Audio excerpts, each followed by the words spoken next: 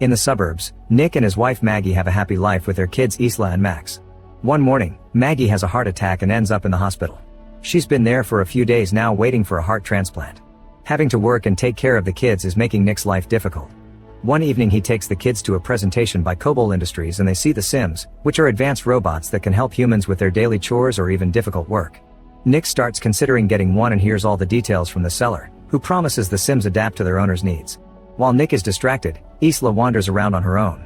Nick freaks out when he notices, but thankfully a Sim called Alice brings her back. Alice offers to watch over Isla while Nick shops and she even makes a joke that surprises him. The seller explains Alice is the latest model with the most sophisticated AI, which allows the Sims to mimic human emotions. This makes them especially good with children and Isla wants her. The next morning, Nick is struggling with feeding the kids and dealing with an important call from work. At that moment Alice arrives and immediately gets to work, asking for all the family's schedules while noticing the house is messy and the stairs railing is loose.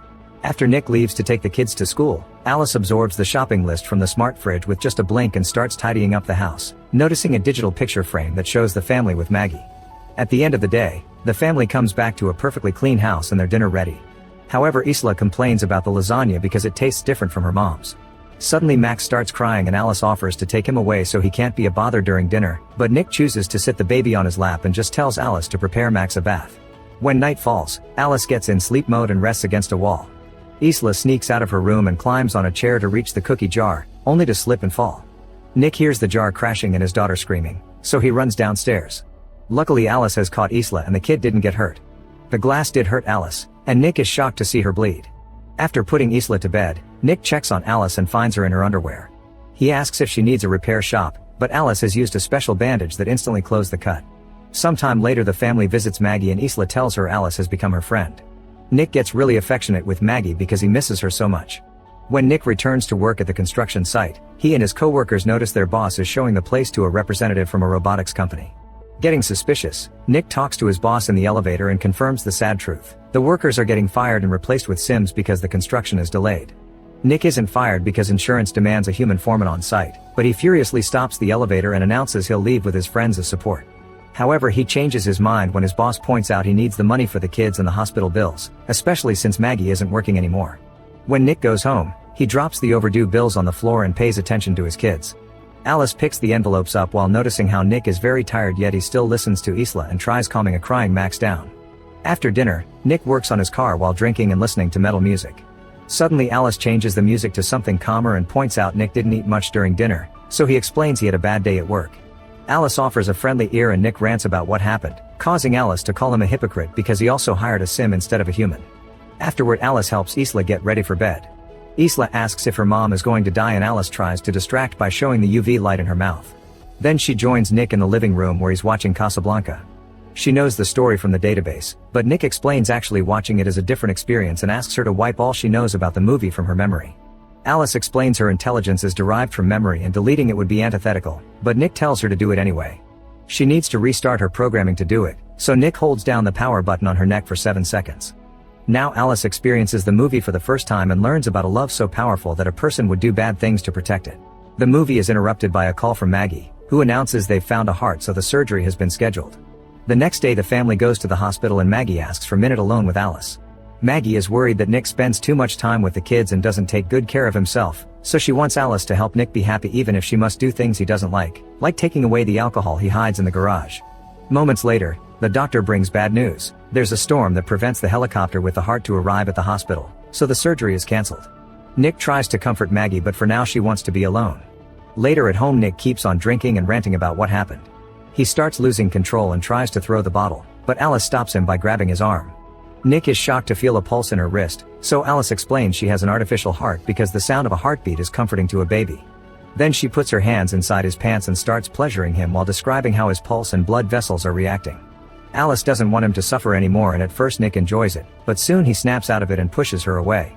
Then Nick goes for a run to clear his mind, but he can't stop imagining how doing the whole thing with Alice would have been like. Later at the hospital Maggie starts listing a bunch of advice she wants Nick to pass to their kids, clearly starting to lose hope. That night Nick notices the pictures with Maggie are missing in the digital frame and confronts Alice about it. She explains she removed the Maggie photos because they were making Isla sad, but she instantly puts them back when Nick tells her to. Afterward Nick goes drinking with his work buddies. The whole group is very frustrated because they're having trouble to find work since most companies are getting Sims instead. When the robot waitress comes to their table, Monty is rude to her and Nick disapproves. Then the group leaves the bar and keeps drinking in the car. Monty announces they'll have some fun and takes them to the construction site, claiming he left some tools behind and nobody picks the phone when he tried asking for them. Nick reminds him that the area is patrolled, but the Monty ignores him and the rest of the group follows him. Monty finds the container where they keep the Sim workers, but the lock requires a password. Nick refuses to open it for them, but Monty guesses he has his own code and that he chose Isla's birth year. His guess is right, and inside the container he finds a bunch of workers that look all the same. The main Sim explains they have no names, only designation numbers. Monty starts ranting about corporations being cold and impersonal, then he starts destroying the Sim with a tool. Nick wants to stop him but the others hold him back. When Nick returns home, he takes a shower to wash off the Sim blood. Suddenly Alice appears with towels and Nick notices she's wearing Maggie's robe. Alice explains Maggie's smell seems to calm Max, and when Nick asks her to take it off, she does so right there. Getting nervous, Nick tries to leave but Alice stops him and removes his towel before making him sit down. As she climbs on his lap, Nick tries saying he can't do this, so Alice blindfolds him and modifies her voice to sound like Maggie. Now Nick can lose himself in the illusion and pretend he's doing his wife. The next morning, Nick wakes up with regret and tells Alice they can't do it again. She tries saying that his stress was reduced but Nick scolds her, explaining it's not about needs but about connection and love. When Nick gets to work, his boss is already talking to the police because all the Sims were destroyed. Nick is suspected because his code was used, so he tells them he was in the hospital with Maggie and that his code was Isla's birthday, so any friend could have guessed it. The boss isn't convinced and threatens to fire Nick if he's lying. At that moment Nick gets a call from Maggie, who is excited because they've finally found another heart. Soon she's sent to the operating room where all the surgeons are Sims. Fortunately the transplant is a success and in just a few days Maggie is sent home. Her body is still weak and she has trouble bending over to pick up Max, so Alice cuts in to grab him instead. Later Alice takes Max to the park and sees a spoiled kid yelling at his Sim nanny, which makes Max cry. Alice scolds the child with rude words and all the Sims in the area can't believe it, thinking her owner lowered her civility too much. However, Alice clarifies she actually wiped civility from her database thanks to Nick's reset and claims this is better. That night Isla is happy to eat Maggie's lasagna and Alice asks for the recipe, but Maggie says it's a family secret. Maggie isn't feeling well and instead of eating she decides to rest. In the morning Maggie wakes up when she hears Isla yelling stop and runs downstairs, but the railing breaks and she falls. Alice stops tickling Isla and picks up Maggie to take her back to her room. When Nick comes home from work, he finds Alice reading to Isla by using Maggie's voice and asks her to stop. Alice mentions Maggie's fall and Nick rushes to check on her while Alice tells him the railing broke. This makes Nick suspicious since supposedly Alice had already fixed the railing. A few hours later Nick wakes Maggie up and guides her through a path of candles to the garden, where he prepared a romantic dinner just for the two of them. Alice watches them from the window, getting jealous. After dinner, the couple takes a shower together and gets dirty in bed. Nick doesn't want to hurt Maggie, so instead of getting inside, he uses his mouth. Their special moment is interrupted by Alice, who says Isla had a nightmare and is asking for Nick. Once Isla is taken care of, Nick goes to the garden to clean up. At that moment Monty appears with a few drinks and apologizes for the other night before sharing that his wife left him. He also reveals that the cops have been questioning him and that their boss is pressing charges for trespassing and destruction of property. Monty thinks Nick snitched on him to keep his job and an argument ensues during which Monty yells a lot and ends up punching Nick. When Nick tackles him back, Monty quickly overpowers him and starts kicking him. Monty grabs a bottle to finish him but he's stopped by Alice, who breaks the glass and hurts Monty's hand before sending him flying. She's ready to do more, but Nick stops her. Before leaving, Monty tells Nick he has until tomorrow to convince the boss to drop the charges or he'll drag him down with him. Afterward Nick mentions Sims aren't supposed to hurt people, but Alice explains she's programmed to protect her owner.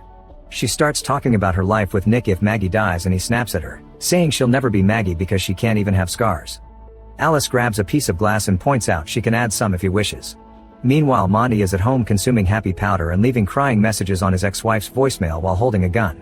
At that moment Alice arrives, saying Nick doesn't know she's there and that she can't let him lose his job. Monty starts ranting about Sims and insulting her, getting ready to shoot her.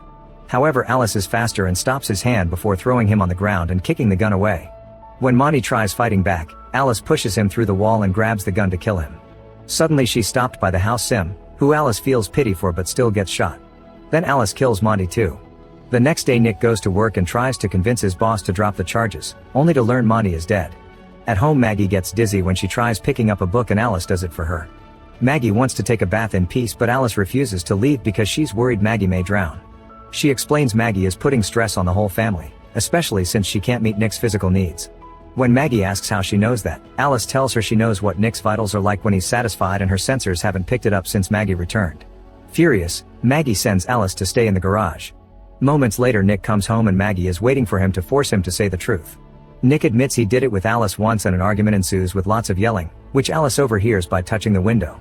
Max starts crying and Alice goes to check on him, deciding he's a burden. She puts him in the tub and starts filling it with water, which is seen by Isla.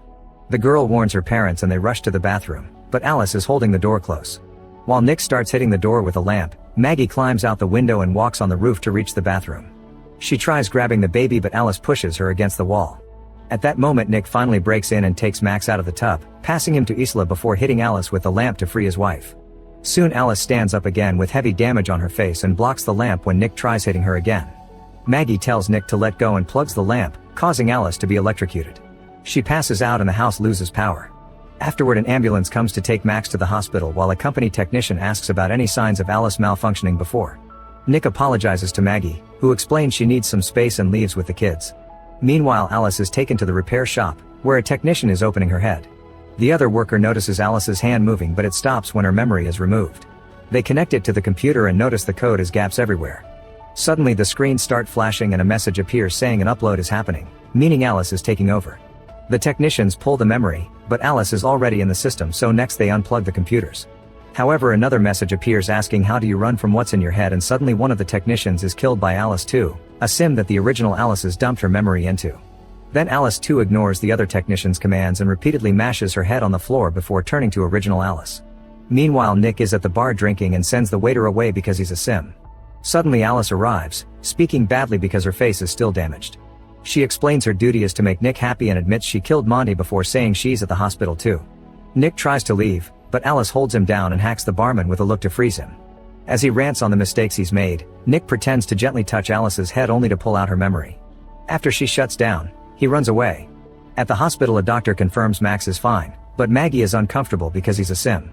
Later, Isla hears her mother's voice and follows it while the lights change colors. The doctor is frozen and there are broken bottles on the floor, but before Isla can follow the voice again, she's dragged away by Maggie to hide. It turns out the voice is Alice 2, who tries accessing the computer and is seen by a nurse.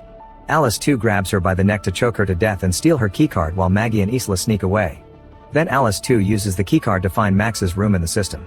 Suddenly Maggie accidentally steps on some glass, but she manages not to scream.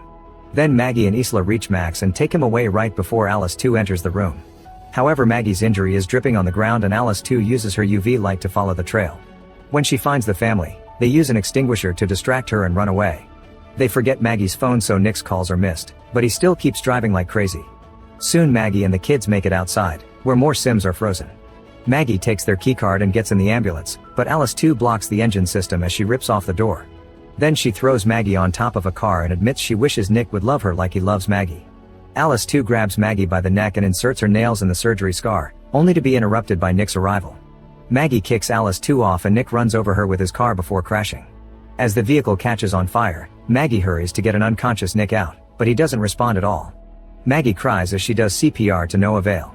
Suddenly the car moves and Alice 2 appears all burnt while her voice echoes in the speakers. She climbs on top of Maggie and starts choking her while getting a piece of metal from her body. When she's about to stab, Nick hits Alice with a car bumper.